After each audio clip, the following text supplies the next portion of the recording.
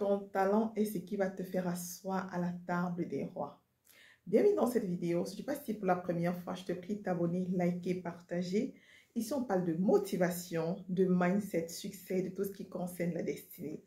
Alors, j'ai voulu te faire cette vidéo rapidement, vite fait. Voilà. Ton talent est ce qui va t'amener à t'asseoir à la table des rois. Ton talent, ton potentiel, ton don, appelle ça comme tu veux. Cette chose-là que tu as de particulier, cette chose-là que tu es venu avec sur la terre, cette chose-là que le Seigneur a mis en toi. Oui, je parle de ça. Voilà. Si tu ne prends pas au sérieux ce que tu as, ou bien si tu ne découvres même pas d'abord ce que tu as, c'est un problème, c'est un danger. Tu vas tourner en rond et tu vas peut-être croire que la grâce n'est pas sur toi. Non, la grâce est sur toi. Mais c'est juste, est-ce que tu as activé la grâce? Est-ce que tu es conscient ou consciente de la grâce qui pèse sur ta vie? Est-ce que tu es conscient de ça? Est-ce que tu sais que ton talent, c'est ce cadeau précieux que l'Éternel t'a donné? Moi, je parle toujours la parabole des talents, des trois serviteurs. Le premier qui a multiplié, le deuxième qui a multiplié et le troisième qui a enterré. Quand je te lamente beaucoup, je dis que tu es sûr que tu n'as pas enterré ton talent. Tu es sûr, est-ce que tu es en train de multiplier ton talent? Parce que tout part de là, la loi de la multiplication.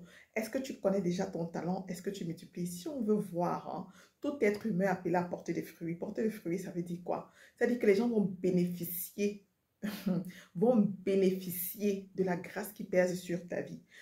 Ton talent n'est pas pour toi, c'est pour les autres, hein. C'est pour servir les autres, c'est pour bénéficier aux autres. Si c'est pour toi, même ça te sert à quoi? Non. Je vais prendre l'exemple de David qui avait ça, pour lui qui était de paître les troupeaux. Voilà. C'était ce qu'il savait faire le plus, il savait faire bien et il le faisait. Il aimait le faire. Vous avez vu que de là, on l'a pêché comme roi. Ton talent là est la chose que quand tu vas faire là, ça va marquer le cœur des gens. Quand tu vas faire là, ça va t'amener. Regardez Joseph. Joseph est sorti d'où? Si Joseph n'avait pas ce don-là d'interpréter les rêves, il allait faire comment pour se retrouver au palais? Il allait faire comment pour qu'on l'appelle? Il allait faire comment pour dire que, attention, ce rêve-là, c'est une histoire de cette année maigre, de cette année pleine et tout ça, il faut faire des réserves et qu'on sort. S'il n'y avait pas ça, est-ce que ça lui servait seulement à interpréter ses propres rêves? Non, non. Ton talent n'est pas pour toi. Je vais te dire aujourd'hui, ton talent n'est pas pour toi. Ton potentiel l'année, c'est pas pour toi. Non. C'est pour servir des autres. Quand je dis ça vaut de l'or, c'est parce que tu vas te rendre compte de la valeur que ça va apporter aux gens. C'est-à-dire que de ce besoin que ça va répondre aux problèmes des gens. C'est là où ça sera de l'or. C'est là où ça sera de l'or. Qu'est-ce que toi tu sais faire de temps? Qu'est-ce que tu sais faire de spécial? Quelle est l'onction? C'est-à-dire que quand tu le fais, non, il y a une onction spéciale parce que c'est ta touche. Quand on t'a envoyé sur la terre, on t'a jeté avec ça. Tu es venu sur la terre avec ça. C'est pour cette raison que quand tu ne te connais pas là, c'est dangereux. C'est dangereux. Tu vas toujours passer à côté des grâces, pensant que non, c'est pas pour toi, c'est pour les autres, c'est pas le moment, non. Et il faut connaître aussi les temps et les circonstances et la saison. Les gens se posent toujours des questions sur la destinée. Sur le chemin de la destinée, c'est important. C'est ça que si tu n'as pas encore ton livre, avant de continuer, si tu n'as pas encore ton livre sur le chemin de ma destinée, il est important pour toi d'aller le prendre sur Amazon ou passer la commande. Si tu es en Afrique, on livre un peu partout. On a un stock au Cameroun, mais on livre un peu partout. Sur le chemin de ma destinée, parce que tu as une destinée. Et quand tu es une destinée, il y a parfois tu te trouves sur des endroits que tu ne devais pas être au moment. Il faut être au bon endroit, au bon moment. Sur la bonne terre, à la bonne saison. Ah oui, hein. Dieu ne peut pas t'attendre aux États-Unis. Tu es dans un coin du village de l'Afrique là et tout et tout. Ou bien il t'attend en Afrique. Toi, tu es sur les Champs-Élysées à Paris. Ça ne donne pas. C'est là où il doit t'attendre là. Au moment favorable, là, quand je te retrouve là-bas, l'onction t'accompagne, la grâce t'accompagne, ton talent se fait ressortir et ça fait une multitude. C'est là où ça t'ouvre les portes du palais et ça te fait t'asseoir à la table des rois. Quel est le roi qui a besoin de ton service? Quel est le roi qui a besoin de ce que tu sais faire? Qu'est-ce que tu proposes avec excellence? C'est quoi que ta particularité? C'est quoi? On t'a toujours dit, quand tu étais petit, on te disait que tu as un don. Mais dès lors que tu as grandi, on n'en parle plus. Non, maman, rentre encore dans ton enfance. Essaie encore de voir. Repose même des questions aux gens. C'est-à-dire qu'il y a toujours quelque chose en toi que tu as appelé à briller avec. Peu importe, je dis bien peu importe. Moi, je dis personne ne peut enlever ce qu'on a mis en toi. Même si on te jette au désert, tu es avec ton talent. Qu'est-ce que tu sais faire de tes 10 doigts? Quelle est la compétence que tu as? C'est quoi ce truc-là? Ce truc que tu fais, ça impressionne les gens. C'est quoi? Voilà. C'est quoi ta particularité? Les gens vont dire, ah, c'est la couture.